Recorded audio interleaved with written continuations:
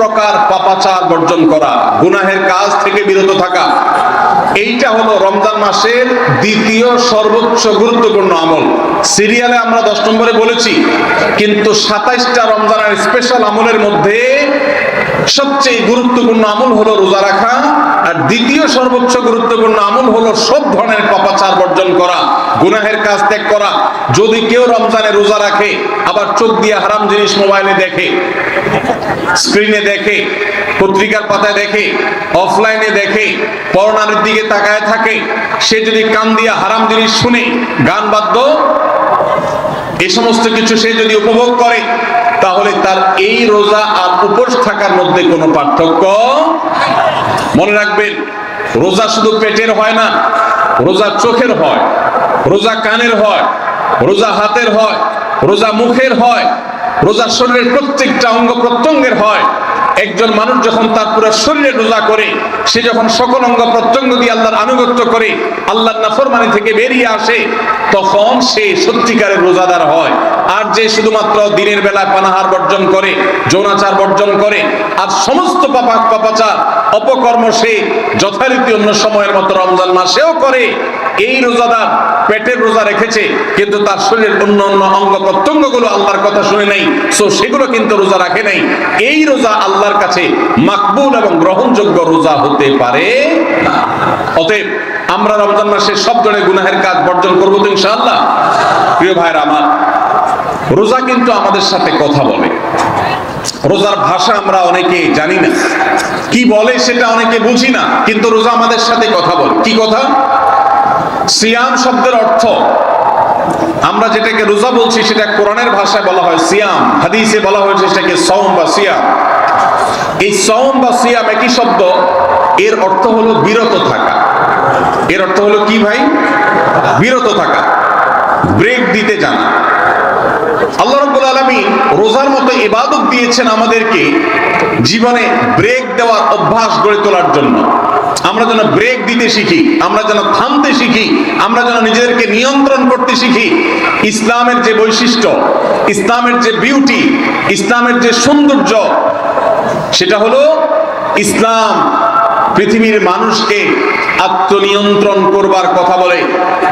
আজ ভোগবাদী পৃথিবীর যেদিকে তাকাবেন, চতুর্দিকে দেখতে পাবেন শুধু ভোগের হাতছানি। দুনিয়াটা মস্ত বড়, খাও দাও আর ফুর্তি করো, শুধুমাত্র ফুর্তি, ফুর্তি এবং ফুর্তি, ভোগ এবং ভোগ এবং ভোগ। গোটা পৃথিবী আপনাকে ভোগের কথা বলবে, ত্যাগের কথা বলবে না। ইসলাম আপনাকে ত্যাগের কথা বলে।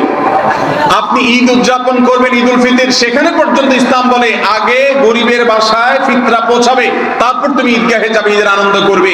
আপনি কোরবানির ঈদে পশু জবে করে গোশত খাবেন, উৎসব করবেন, ইসলাম বলে ভালো কথা, তুমি উৎসব করবে, তোমাকে উৎসব করতেই দেওয়া হয়েছে, কিন্তু আগে গরিবের বাসায়ও এই গোশত পাঠাবে ঈদের, সেটা নিশ্চিত করবে, তার পাশাপাশি তুমি ঈদ উদযাপন করবে।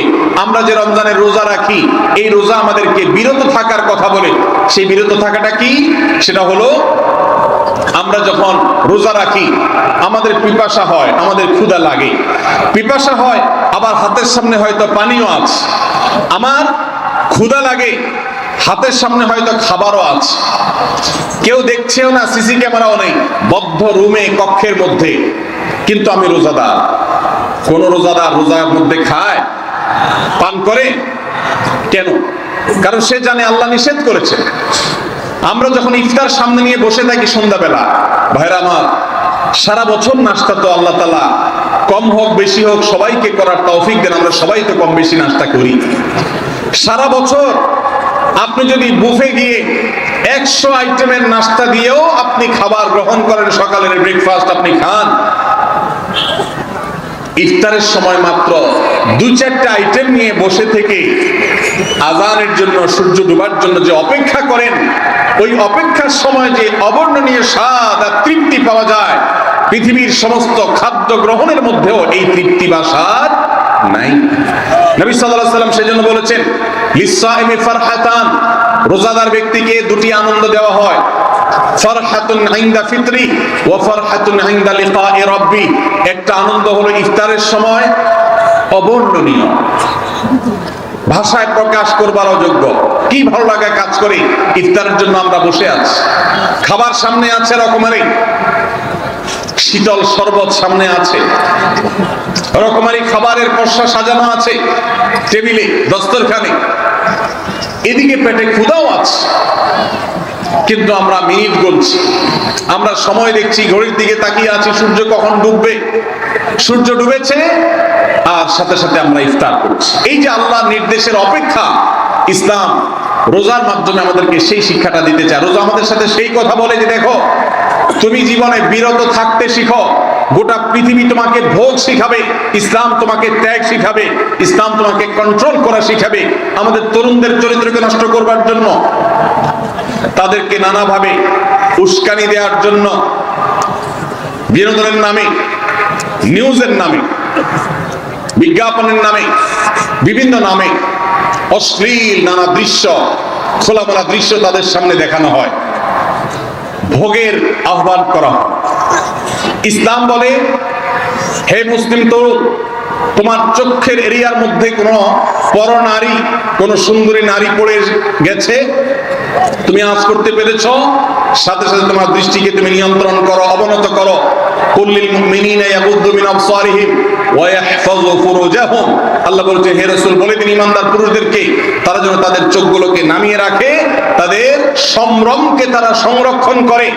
মনে রাখবেন, যা খুশি তা করতে পারা এটা যোগ্যতা নয়। নিজেকে নিয়ন্ত্রণ করলাম, যা খুশি তা করব না, এর নাম হলো যোগ্যতা। ডায়রিয়ার রোগী ডাইরেক্ট হয়ে যায়, যা খুশি যে করে, নিজের মন যেদিকে তাকে নাচায় সেদিকে নাচে, এই লোকটা অসুস্থ মানুষের মতো। আর মুসলিম যুবক, মুসলমান মানুষ, নারী পুরুষ, সে নিজেকে নিয়ন্ত্রণ করে। আল্লাহ এটা হারাম করেছেন, আমার মন চায়, চাইলেই আমি সেটা নিতে পারি, কিন্তু আমি নেব না। আমি একটা জিনিস ধরতে পারি, আল্লাহ হারাম করেছেন, সেজন্য আমি ধরবো না। এই শিক্ষাটা রমজান আমাদেরকে দেয়। অতএব রমজানের সবচেয়ে গুরুত্বপূর্ণ আমল হলো এই 10 নম্বর আমল, সেটা হলো পাপাচার বর্জন করা।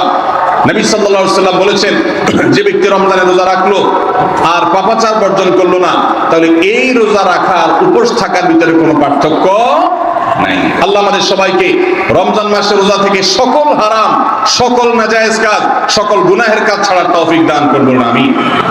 ভাইরা আমার, 11 নম্বর আমল হলো অধিক পরিমাণ দোয়া করা। রমজান মাসে রোজা রেখে আমরা বেশি বেশি দোয়া করব।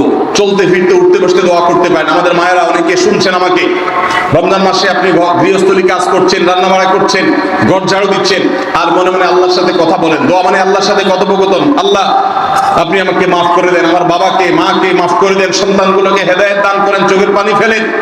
নিয়মতান্ত্রিক দোয়া, বসে বসে হাত তুলে দোয়া করবেন কিবলামুখী হয়ে। আবার চলতে ফিরতে, উঠতে বসতে, এমনকি ওযু নাই সে অবস্থায় দোয়া করবেন। নবী সাল্লাল্লাহু আলাইহি সাল্লাম বলেছেন, 3 ব্যক্তির দোয়া ফিরিয়ে দেওয়া হয় না। কয় ব্যক্তির দোয়া? সালাতুল লা তুরাদ্দু দাওয়াতুহুম। 3 শ্রেণী মানুষের দোয়া ফিরিয়ে দেওয়া হয় না। এর ভিতরে এক শ্রেণী হলেন মাজলুম, কারোর জুলুমের শিকার হয়েছে। এই ব্যক্তি জালেমের বিরুদ্ধে যে তার মনের আকুতি থাকে, বদদোয়া থাকে, আল্লাহ সুবহানাহু ওয়া তাআলা এটা ফিরিয়ে দেন না। এই জন্য পৃথিবীর ইতিহাসের কোন জালিম আপনি দেখাতে পারবেন না যেই জালিমকে আল্লাহ ছেড়ে দিয়েছেন, আল্লাহ ছাড় দিয়েছেন কিন্তু চূড়ান্ত ভাবে ছেড়ে দিয়েছেন, এমন কোন জালিম আপনি দেখাতে পারবেন না। এই জন্য ভাই, কখনো কোন অবস্থাতে কারোর প্রতি আমরা জুলুম করব না। আল্লাহ আমাদেরকে সেটা মানার তৌফিক দান করুন। তাহলে 3 ব্যক্তির দোয়া কবুল হয়, ফেরত দেওয়া হয় না। তার ভিতরে একজন হলো মাজলুম, যার প্রতি আপনি জুলুম করেছেন, সে আপনার বিরুদ্ধে যে বদদোয়া করে, এটা লাগবেই লাগবে, আজ হোক আর 2 দিন পরে হোক। নাম্বার 2, মুসাফির, যে ব্যক্তি সফরে আছে, সফররত অবস্থায় সে যদি দোয়া করে, সে দোয়া আল্লাহ তাআলা কবুল করেন। 3 নম্বর হলো রোজাদার ব্যক্তি, as-সাইম হাত্তা ইফতির, রোজাদার ব্যক্তি সারাদিন ইফতার রাখ পর্যন্ত, সারাদিন দোয়া করলে ইফতার রাখ পর্যন্ত তার দোয়া কবুল হয়। এই জন্য রোজা রেখে আমরা বেশি বেশি আল্লাহর কাছে দোয়া করবো ইনশাআল্লাহ।